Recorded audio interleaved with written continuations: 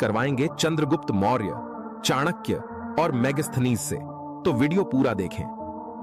कल्पना कीजिए एक ऐसा समय जब भारत की धरती पर एक साम्राज्य का उदय हो रहा था, जो न सिर्फ हिमालय की चोटियों से लेकर दक्षिण के समुद्र तक फैला, बल्कि दुनिया के इतिहास को भी हमेशा के लिए बदल दिया। एक योद्धा जो गुलामी की जंजीरों को तोड़कर उठा, और एक राजा जिसने युद्ध के मैदान से शांति का संदेश फैलाया। जी हाँ, हम बात कर रहे हैं मौर्य काल की, भारत का वो स्वर्णिम युग जहां चाणक्य की चालाकी ने साम्राज्य की नींव रखी और अशोक की करुणा ने दुनिया को बौद्ध धर्म का उपहार दिया। क्या आप जानते हैं कि चंद्रगुप्त मौर्य ने कैसे नंद वंश को उखाड़ फेंका, या अशोक ने कलिंग युद्ध के बाद अपना हृदय कैसे बदल लिया? अगर आप स्टूडेंट हैं और इतिहास बोरिंग लगता है तो रुकिए, ये वीडियो सिर्फ तारीखें और नाम नहीं सिखाएगा। ये आपको ले जाएगा उस समय की सड़कों पर जहां घोड़े दौड़ते थे, किले बनते थे और विचारों की क्रांति होती थी। चलिए इस ऐतिहासिक साहसिक यात्रा पर निकल पड़े, बिना रुके, बिना ऊबे। भारत की धरती पर नंद वंश का राज्य था। धनवान लेकिन क्रूर राजा महापद्म नंद की तिजोरियां सोने से भरी थीं, लेकिन उसके जुल्मों से जनता त्रस्त थी। तभी एक ब्राह्मण और एक अनाथ लड़के की महत्वाकांक्षा ने मिलकर एक क्रांति की चिंगारी जला दी। कौन थे ये दो जादूगर? चलिए उनकी कहानी से शुरू करते हैं। मौर्य साम्राज्य की नींव। नमस्कार दोस्तों, मैं हूं चाणक्य, तक्षशिला का विद्वान। मगध के नंद वंश के राजा महापद्म नंद के साथ मेरा सीन हो गया है। उसने मुझे अपमानित किया है, जिसका मुझे अब बदला लेना है। देखना, उसकी ऐसी गेम बजाऊंगा पूरी दुनिया याद रखेगी। ये थे चाणक्य, तक्षशिला के विद्वान, जिन्हें नंद राजा ने अपमानित किया। उनके बाल खींचे गए, उनके घोड़े छीन लिए गए, लेकिन चाणक्य ने कसम खाई, मैं नंद वंश को उखाड़ फेंकूंगा। चलिए एक ऐसा आदमी खोजते हैं जो इसमें मेरी मदद करे। देखिए, मुझे एक अनाथ बच्चा मिला है। इसका नाम है चंद्रगुप्त। ये बनेगा धनानंद का काल। चाणक्य ने चंद्रगुप्त को सिर्फ तलवार नहीं चलाना सिखाया, बल्कि दिमाग की तलवार को भी धार दिया। 322 ईसा पूर्व चंद्रगुप्त की छोटी सी सेना ने नंद की विशाल फौज को चुनौती दी। चाणक्य की चालाकी ने कमाल किया। भ्रष्ट कर्मचारियों को रिश्वत दी, जासूसों से राज खुलवाए। आखिरकार महापद्म नंद हार गया और चंद्रगुप्त पाटलिपुत्र का चक्रवर्ती सम्राट बना। 321 ईसा पूर्व मौर्य साम्राज्य की नींव रखी गई। हे मेरे युवा छात्रों, मैं चंद्रगुप्त मौर्य हूं, मगध का सम्राट। नंद वंश को हराने के बाद अब मैं अपने साम्राज्य को विस्तार दे रहा हूं। लेकिन छात्रों, उत्तर पश्चिम युद्ध लड़ने सेल्यूकस निकेटर, अलेक्जेंडर का उत्तराधिकारी आया है। सेल्यूकस निकेटर सिकंदर के साम्राज्य के उत्तर पश्चिमी भारत के क्षेत्रों को पुनः प्राप्त करना चाहता था, जिन पर चंद्रगुप्त मौर्य का नियंत्रण था।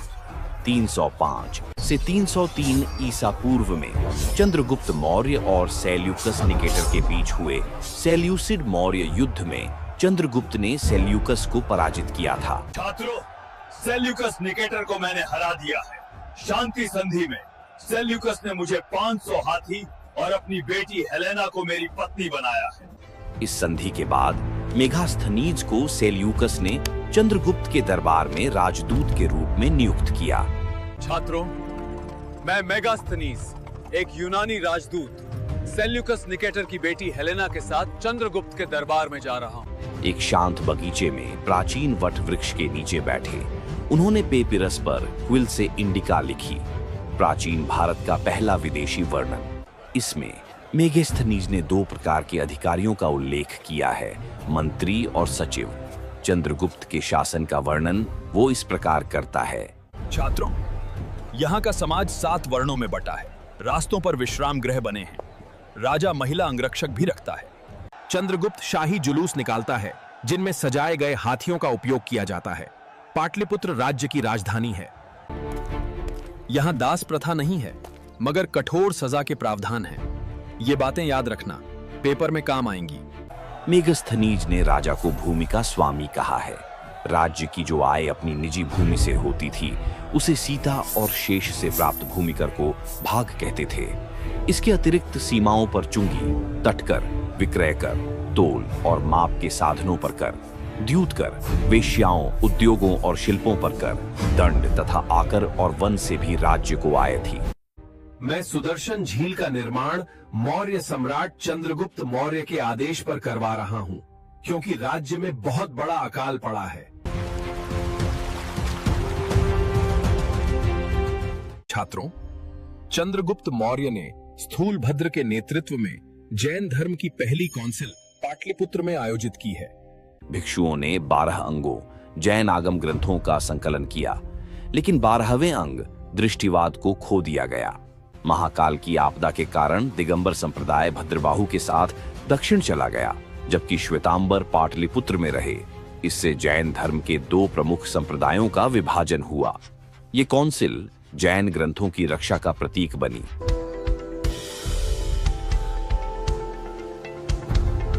लगभग 24 वर्ष के शासन के बाद 297 ईसा पूर्व चंद्रगुप्त ने सिंहासन त्याग दिया।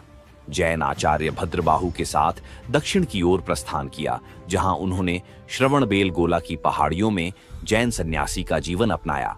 वहां कठोर उपवास, संलेखना के माध्यम से उन्होंने शरीर त्याग किया। यह एक जैन परंपरा थी।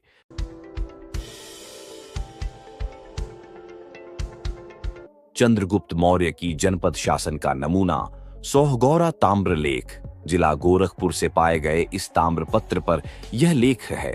श्रावस्ती के महामात्यों का मानव सोती शिविर से आदेश, अमुक गांवों के ये अनाज के कोष्ठागार केवल सूखा पड़ने पर किसानों को बांटने के लिए है। अकाल के समय ये रोके न जाएं।